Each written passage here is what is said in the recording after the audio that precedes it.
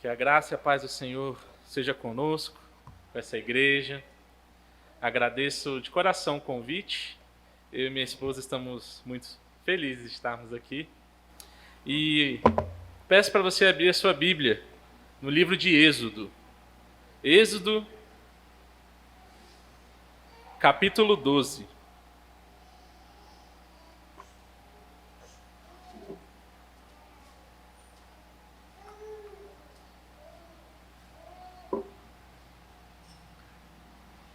Êxodo capítulo 12,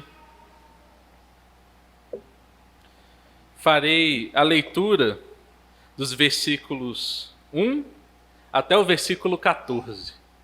Êxodo 12, de 1 a 14. Peço que você acompanhe a leitura da palavra do Senhor. Disse o Senhor a Moisés e a Arão na terra do Egito: Este mês vos será o principal dos meses. Será o primeiro mês do ano. Falai a toda a congregação de Israel, dizendo: Aos 10 deste mês, cada um tomará para si um cordeiro, segundo a casa dos pais, um cordeiro para cada família. Mas, se a família for pequena para um cordeiro, então convidará ele o seu vizinho mais próximo, conforme o número das almas, conforme o que cada um puder comer. Por aí calculareis quantos bastem para o cordeiro. O cordeiro será sem defeito, macho de 1 ano. Podereis tomar um cordeiro ou um cabrito. E o guardareis até o 14º dia deste mês. E todo o ajuntamento da congregação de Israel o imolará no crepúsculo da tarde. Tomarão do sangue e o porão em ambas as ombreiras e na verga da porta, nas casas em que o comerem. Naquela noite comerão a carne assada no fogo, com pães asmos e ervas amargas a comerão. Não comereis do animal nada cru, nem cozido em água, porém assado ao fogo, a cabeça, as pernas e a fressura. Nada deixareis dele até pela manhã. O que, porém, ficar até pela manhã, queimá-lo-eis. Desta maneira o comereis: lombos cingidos, sandálias nos pés e cajado na mão. Comê-lo-eis à pressa, é a Páscoa do Senhor. Porque naquela noite passarei pela terra do Egito e ferirei na terra do Egito todos os primogênitos, desde os homens até os animais. Executarei juízo sobre todos os deuses do Egito. Eu sou o Senhor. O sangue vos será por sinal nas casas em que estiverdes. Quando eu vir o sangue, passarei por vós, e não haverá entre vós praga destruidora, quando eu ferir a terra do Egito. Este dia vos será por memorial, e o celebrareis como solenidade ao Senhor. Nas vossas gerações o celebrareis por estatuto perpétuo. Vamos orar? Ó Pai, nós lemos a Tua palavra. Te pedimos, Senhor, que fale ao nosso coração. Ó Senhor, que o Senhor seja louvado, seja visto aqui. Que eu seja apenas Teu instrumento nas Tuas mãos. É assim que nós rogamos, no nome do Senhor Jesus Cristo. Amém.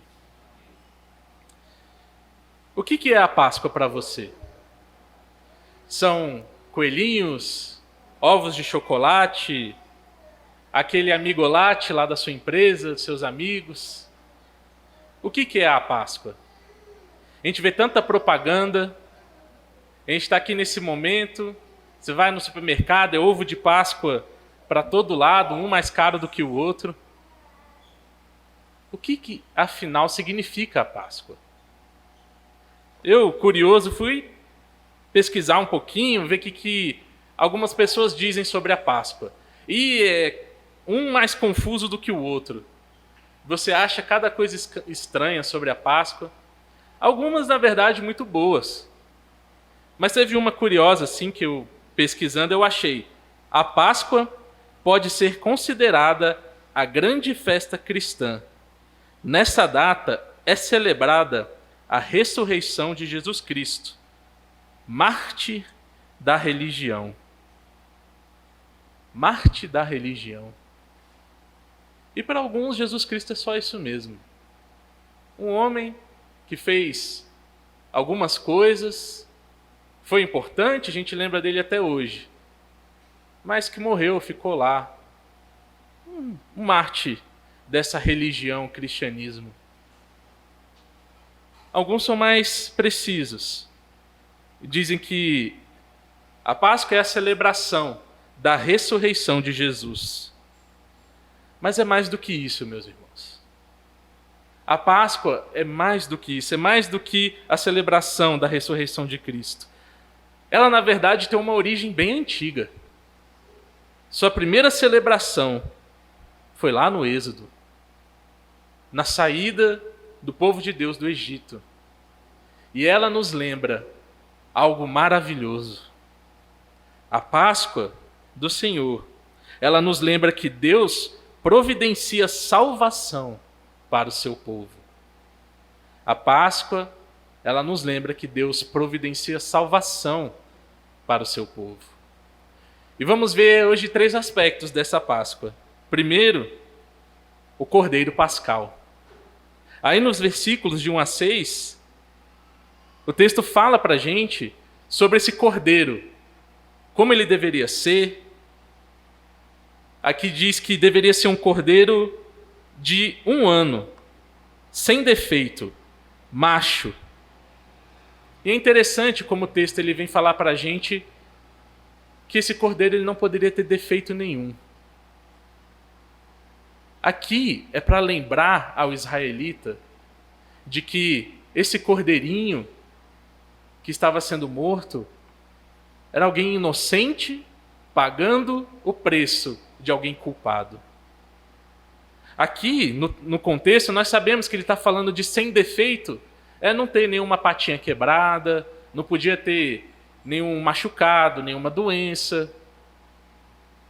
Mas nós sabemos, meus irmãos, que isso aqui é para o israelita olhar e saber que alguém puro, alguém inocente, está pagando o preço de alguém que é impuro, de alguém que é pecador. Todos somos pecadores. Os israelitas também eram pecadores, os hebreus eram, todos eles, não só os egípcios. A gente vê durante a história do Êxodo que no começo, quando Moisés veio, trouxe a palavra do Senhor, eles creram. Mas logo na primeira vez que ele falou com Faraó, Faraó endureceu o seu coração, não deixou o povo sair. O que Faraó fez? Ele castigou o povo. Ele colocou trabalhos mais pesados. E aí diz que o povo começou a duvidar da palavra de Deus. Reclamou com Moisés, reclamou com Arão. Eles duvidaram de Deus, do seu Senhor. O texto aqui não deixa claro, mas a gente sabe mais para frente, lá em Josué 24:14, que muitos deles carregavam ídolos, ainda do Egito com eles. Aqueles 400 anos ali na terra do Egito fez com que muitos deles virassem idólatras, adorando aos deuses pagãos ali do Egito. Eles eram pecadores, assim como os egípcios também eram pecadores.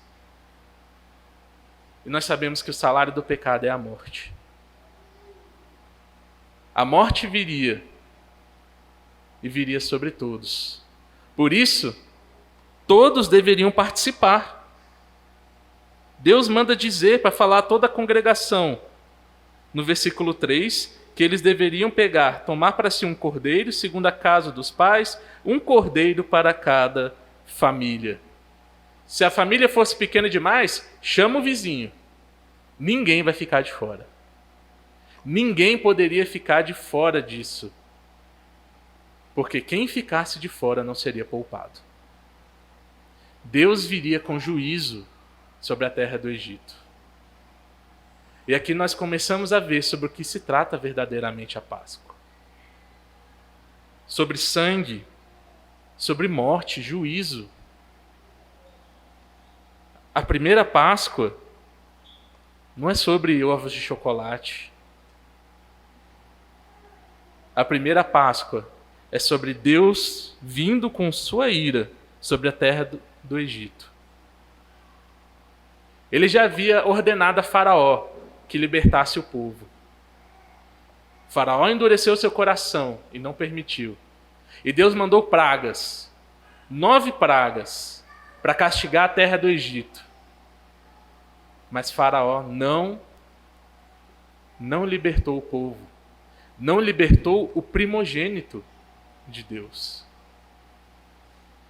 Deus viria com juízo sobre a terra do Egito. Por isso o cordeiro tinha que ser puro, inocente, pagando o preço pelo pecado de pessoas impuras, pessoas que não são inocentes. O cordeiro pascal, ele era um tipo de Cristo, uma sombra daquilo que Jesus faria. A melhor forma da gente entender isso é você se imaginar caminhando numa rua, o sol está aqui atrás de você, e aí a sombra é projetada para frente. Então, se uma pessoa se aproxima pelas suas costas, a primeira coisa que você vê é a sombra dessa pessoa. Você primeiro vê a sombra até ela chegar. Esses tipos de Cristo que tem no Antigo Testamento eram sombras de quem Jesus seria, daquilo que Jesus faria. Apenas sombras. Assim como o cordeiro pascal. Outras coisas no Antigo Testamento eram sombras daquilo que Jesus faria. Porque Jesus, ele é o cordeiro que tira o pecado do mundo. Foi o que João disse quando viu Jesus. 1 Pedro 1, 18 e 19 diz: sabendo que não foi mediante coisas corruptíveis, como prata ou ouro, que fostes resgatados do vosso fútil procedimento que vossos pais vos legaram, mas pelo precioso sangue, como de cordeiro, sem defeito e sem mácula, o sangue de Cristo. O sangue de Cristo que foi derramado no nosso lugar. Era necessário que Jesus viesse, porque Hebreus diz para a gente que o sangue, os sacrifícios de animais, não podem remover o pecado. Esses sacrifícios eram sombras, apontavam para o sacrifício do Senhor Jesus Cristo. E se há sacrifício, também existe sangue. E esse é o segundo ponto, o outro aspecto importante da Páscoa. O sangue substitutivo. Sangue do Cordeiro substitutivo. Os hebreus, eles deveriam pegar esse sangue e eles passariam o sangue nas ombreiras e na verga da porta. Colocariam tudo em volta. E eles deveriam comer um animal inteiro às pressas, prontos para partirem do Egito. Levíticos 17:11 diz: porque a vida da carne está no sangue. Eu vos-lo tenho dado sobre o altar, para fazer expiação pela vossa alma, porquanto é o sangue que fará expiação em virtude da vida. O sangue deveria ser derramado para que houvesse salvação. O sangue derramado pagaria o salário do pecado, que é a morte. Por isso era necessário não só imolar o cordeiro, um cordeiro sem defeito, puro, inocente, mas o seu sangue deveria ser passado na porta. E ali seria o sinal de que naquela casa haviam pessoas que criam no Senhor. Nas outras pragas, Deus ele castigou toda a terra do Egito, tirando os hebreus. A gente vê que lá na terra de Gósen, onde estava o povo hebreu, não houveram as outras pragas. Mas aqui, Deus ia passar por toda a terra, inclusive na terra de Gósen. Ele iria passar lá, e o sangue na porta era necessário para que se identificassem quem era povo de Deus e quem não era povo de Deus, quem cria na palavra de Deus e quem não cria na palavra de Deus. E assim Deus providenciou a salvação por meio de sangue derramado. A ira divina cairia sobre todos, menos sobre aqueles que estavam sob o sangue do Cordeiro. O sangue derramado em favor do povo de Deus. É assim que Deus perdoa pecados, meus irmãos. Ele não faz vista grossa para pecados. Quando ele perdoa pecados, alguém está pagando. Quando ele perdoa o seu pecado, é porque alguém pagou o seu pecado. Ele não está simplesmente deixando de lado isso. Alguém tem que morrer para que o pecado seja perdoado. Um sangue substitutivo. E é ali na terra do Egito que Deus executa o seu juízo. Isso fica evidente no versículo 12, onde ele diz que naquela noite eu passarei pela terra do Egito e ferirei na terra do Egito todos os primogênitos, desde os homens até os animais, executarei juízo sobre todos os deuses do Egito. Eu sou o Senhor.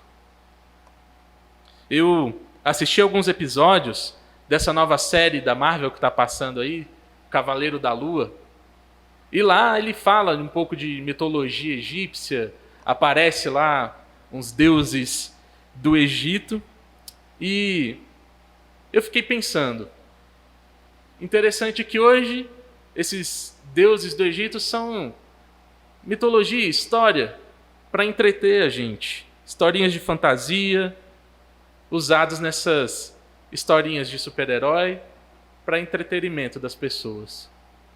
Mas nessa época, meus irmãos, era algo muito sério. As pessoas realmente idolatravam esses deuses. Eles sacrificavam a esses deuses, entronizavam eles. Serviam verdadeiramente a esses deuses.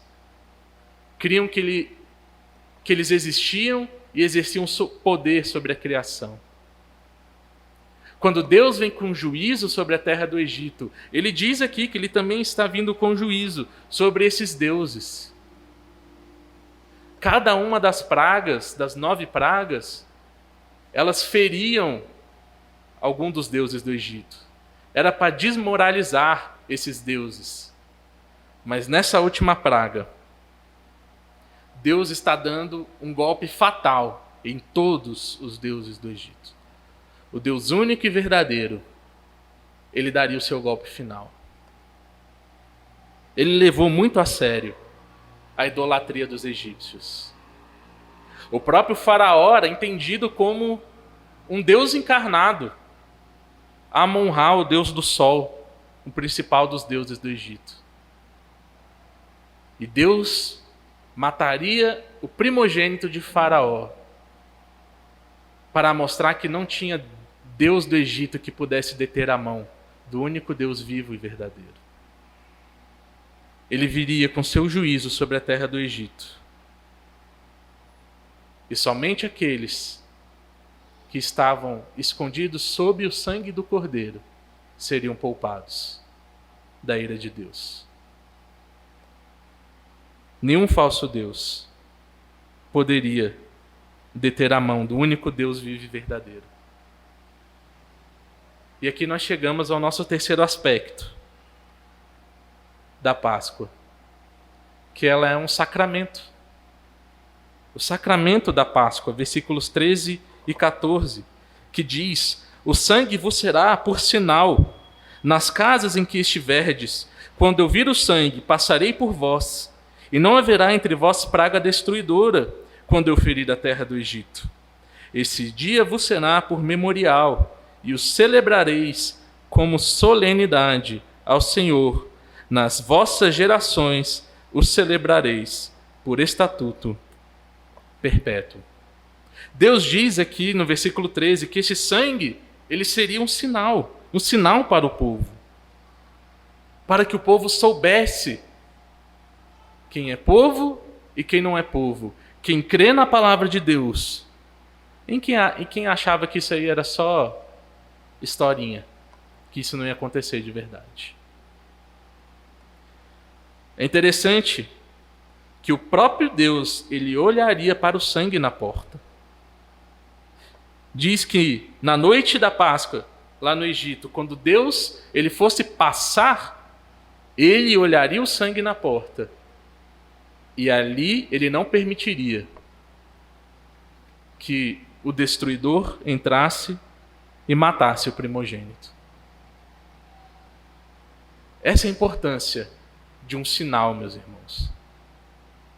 Igualmente, na história de Noé, no final da história, onde Deus destruiu toda a vida na terra, exceto a família de Noé, os animais que estavam na arca. No final, ele faz o quê? Ele coloca um sinal no céu, um arco-íris. E ele fala que ele vai olhar para esse arco-íris, vai se lembrar da promessa que ele fez de que ele nunca mais destruiria a terra com água, com dilúvio. E ele não faria isso. E hoje, quando nós olhamos para o céu e vemos o arco-íris, nós também lembramos dessa promessa, sabendo que Deus está olhando também para aquele arco-íris, lembrando da promessa. Nós olhamos e podemos crer seguros de que Deus é fiel à sua promessa, de que Ele não vai quebrar a promessa que Ele fez. E aqui também o sinal do sangue na porta, da mesma forma. Eles passariam o sangue na porta, crendo que o Senhor é fiel para cumprir a promessa dele. E quando Deus passasse e visse o sangue, ele pouparia aquela família, aquele primogênito, pela promessa que ele fez, a aliança que ele fez conosco. Deus leva a sério os seus sacramentos. Ele leva muito a sério, meus irmãos. No capítulo 4 de Êxodo, versículos 25 e 26, conta a história de quando Moisés ele estava voltando para o Egito. Deus o havia convocado. Ele vem voltando para o Egito para obedecer a palavra do Senhor. Mas quando ele para num momento, numa estalagem, fala que Deus vem ao encontro de Moisés para o matar, porque ele não havia circuncidado o filho dele. E naquela ocasião, a esposa de Moisés faz a circuncisão, e a gente vê como é sério, como Deus leva a sério os seus sacramentos. A circuncisão foi um sacramento instituído por Deus lá com Abraão, mas Moisés não levou muito a sério. Deus leva muito a sério.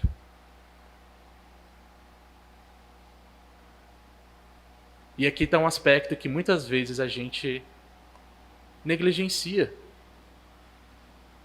Muitas vezes a gente não leva a sério os sacramentos do Senhor. Não batizamos os nossos filhos, ou deixamos de participar da ceia. Às vezes a gente fica até com preguiça, né? Vai ter ceia, nossa, vai demorar tanto. A gente não leva a sério os sacramentos que o Senhor instituiu. A Páscoa ela se tornou esse sacramento no Antigo Testamento. Deveria ser lembrado todo ano. Todo ano eles fariam essa ceia da Páscoa para relembrar como sacramento aquilo que Deus havia feito. Não só para relembrar, mas para fortalecer a fé deles. A fé de que Deus cumpre as suas promessas.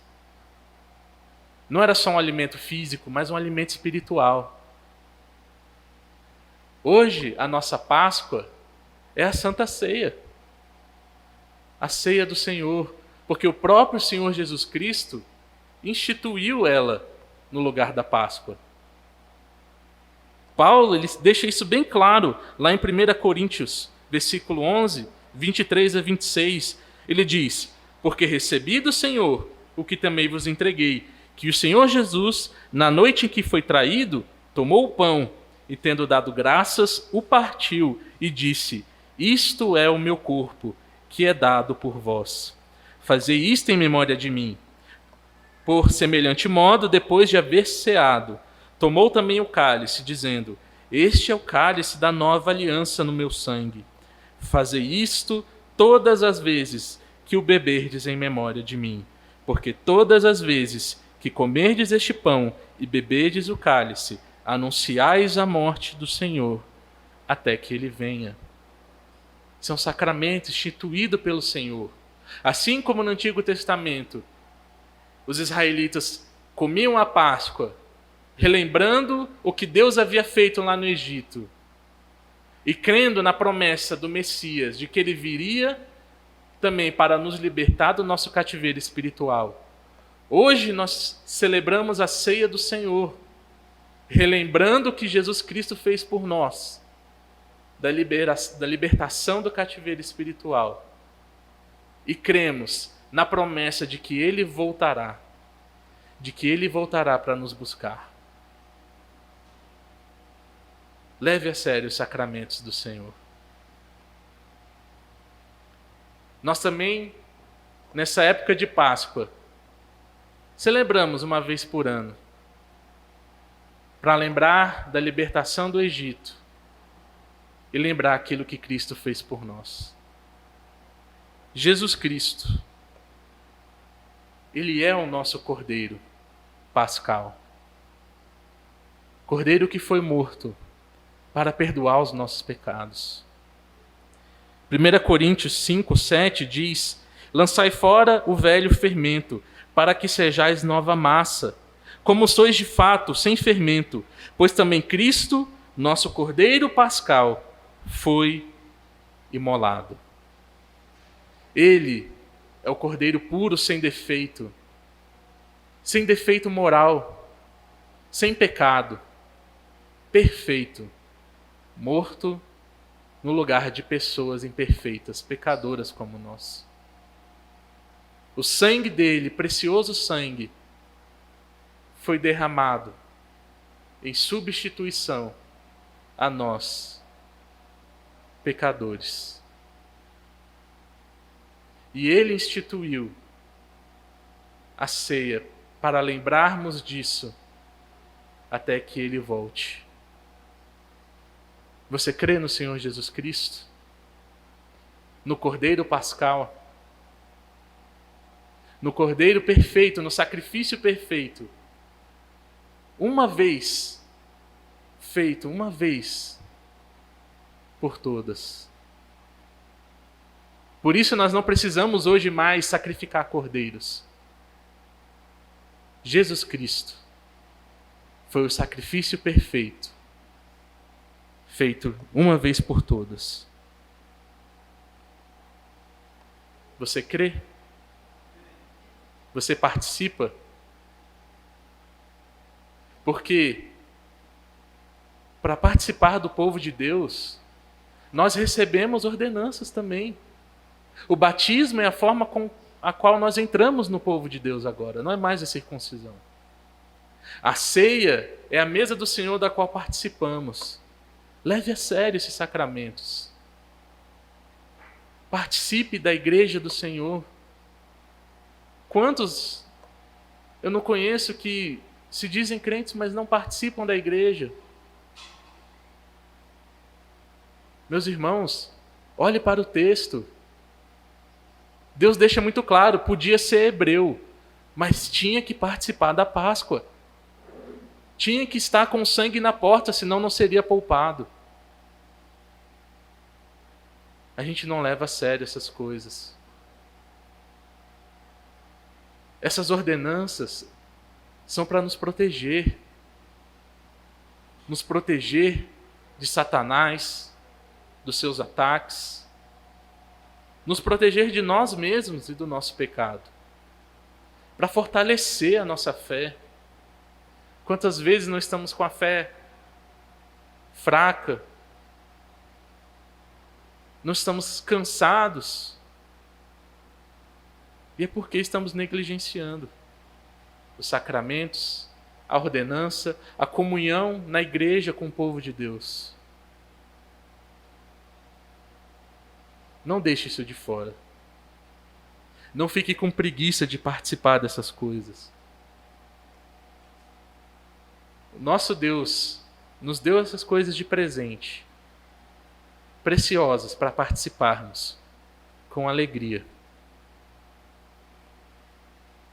Lembre-se, a Páscoa ela não tem a ver com coelhinhos, nem com ovos de chocolate.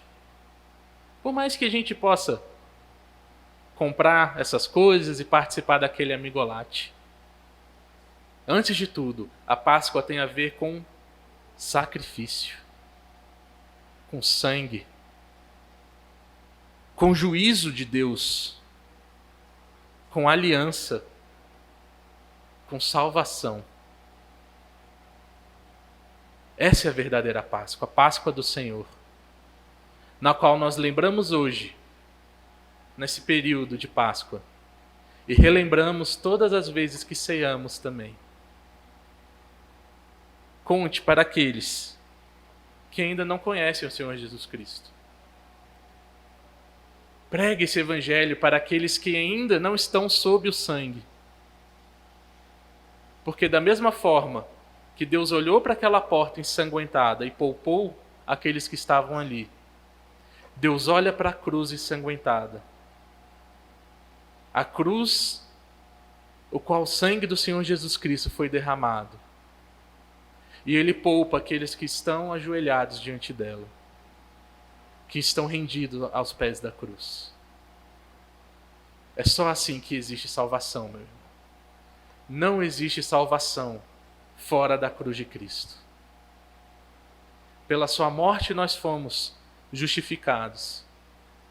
Na sua ressurreição, nós temos a garantia da vida eterna. Porque Jesus Cristo não permaneceu morto. Essa é a mensagem pela qual nós lutamos e, se for preciso, nós morremos. Jesus Cristo está vivo. Ele vai voltar. Ele vai voltar para nos buscar. Creia no Senhor Jesus Cristo, o Cordeiro Pascal, que derramou o seu sangue no nosso lugar. Vamos orar? Ó Pai, nós te pedimos perdão porque tantas vezes negligenciamos aquilo que o Senhor fez por nós. Pai, coloque no nosso coração um desejo de te servir, de te amar, de pregar o seu evangelho. Nos lembre, Senhor, aquilo que o Senhor fez por nós. Aquilo que o Senhor fez lá no Egito, libertando o seu povo. Lembre hoje o que o Senhor fez por nós na cruz, nos libertando, nos salvando da ira de Deus. Pai, nós te pedimos, perdoe os nossos pecados. Senhor Jesus, nós te agradecemos, porque o Senhor é o nosso Cordeiro Pascal, morto no nosso lugar. Te rogamos, nos traga cada vez mais a alegria da tua salvação. Que possamos rememorar isso até o fim das nossas vidas, até que o Senhor volte para nos buscar. Em nome do Senhor Jesus Cristo. Amém.